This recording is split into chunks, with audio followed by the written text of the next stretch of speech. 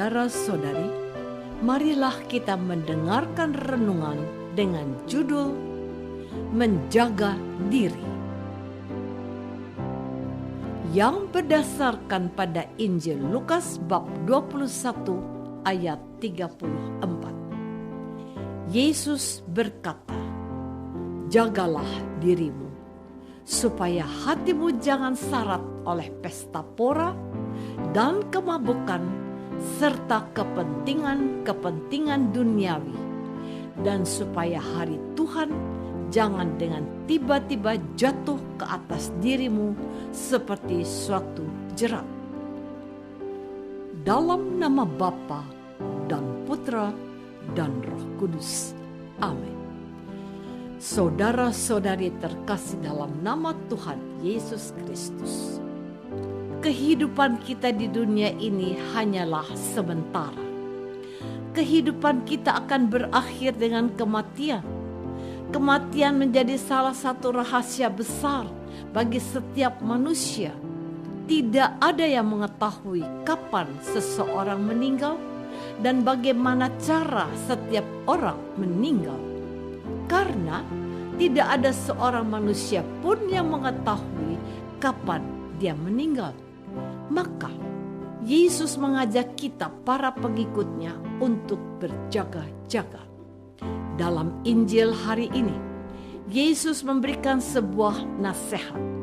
Katanya, "Jagalah dirimu, supaya hatimu jangan syarat oleh pesta pora dan kemabukan serta kepentingan-kepentingan duniawi, dan supaya hari Tuhan jangan dengan tiba-tiba jatuh ke atas dirimu seperti suatu jerat. Sebab ia akan menimpa semua penduduk bumi ini. Berjaga-jagalah senantiasa sambil berdoa, supaya kamu beroleh kekuatan untuk luput dari semua yang akan terjadi itu, dan supaya kamu tahan berdiri di hadapan Anak Manusia." Yesus mengajak kita untuk berjaga-jaga karena Yesus sudah mengetahui bahwa ada bahaya yang datang dari dunia. Bahaya itu adalah tawaran atau godaan dari dunia untuk hidup bersenang-senang.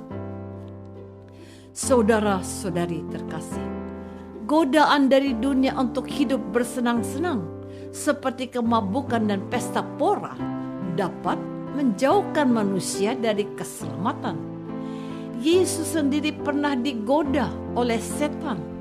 Kita tahu bahwa salah satu godaan Yesus adalah kekayaan dunia dan kenikmatan hidup.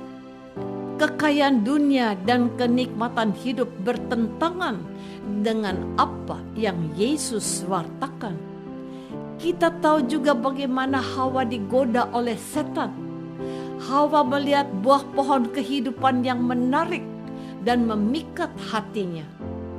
Godaan dunia memiliki satu tujuan, yakni menghancurkan kehidupan manusia.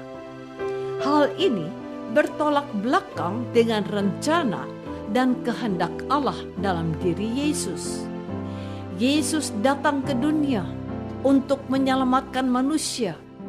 Kedatangan Yesus ke dunia untuk menyelamatkan manusia sudah pasti sangat tidak disukai iblis, musuh Allah yang telah dilemparkan ke dunia.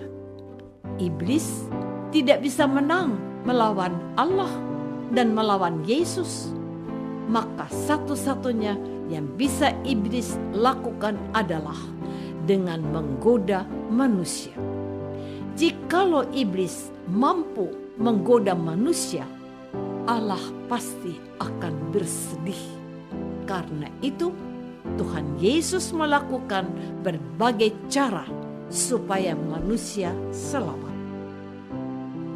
Saudara-saudari terkasih, yang paling ditakutkan dan dikhawatirkan oleh Yesus adalah jikalau manusia tidak siap ketika dia mati atau ketika akhir zaman tiba. Sebab kita mengetahui dan mengimani bahwa Allah itu murah hati dan maha rahim. Allah yang maha rahim dan maha murah itu akan mengampuni dosa-dosa manusia jikalau manusia mengakui dosa-dosanya dan mohon pengampunan dari Allah. Jadi, jangan sampai kita meninggal atau dipanggil Allah pada saat kita berada dalam keadaan dosa dan kita belum sempat mengakuinya. Allah tentu saja tidak bisa mengampuni dosa manusia jikalau manusia tidak mengakuinya. Selain berjaga-jaga terhadap bahaya godaan dunia, Yesus juga mengajak kita untuk berjaga-jaga dalam doa.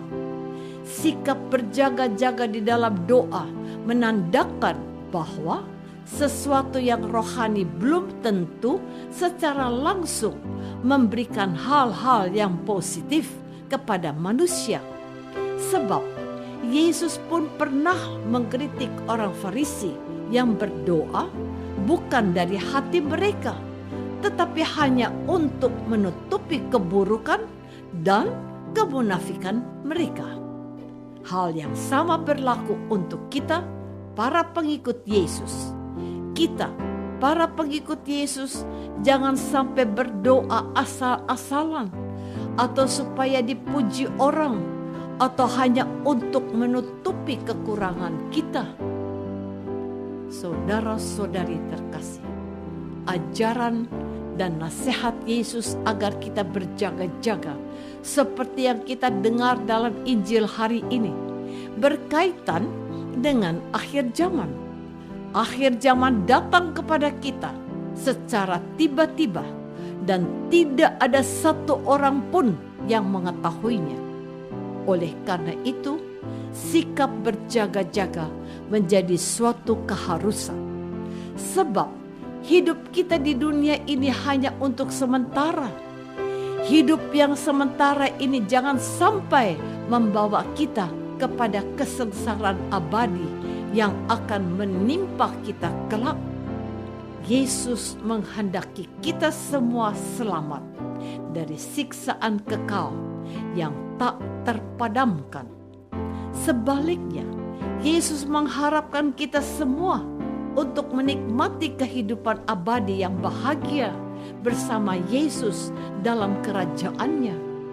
Untuk bisa menikmati kehidupan abadi yang bahagia bersama Yesus, dibutuhkan banyak pengorbanan dan kesetiaan dalam tugas dan tanggung jawab kita sebagai murid Yesus.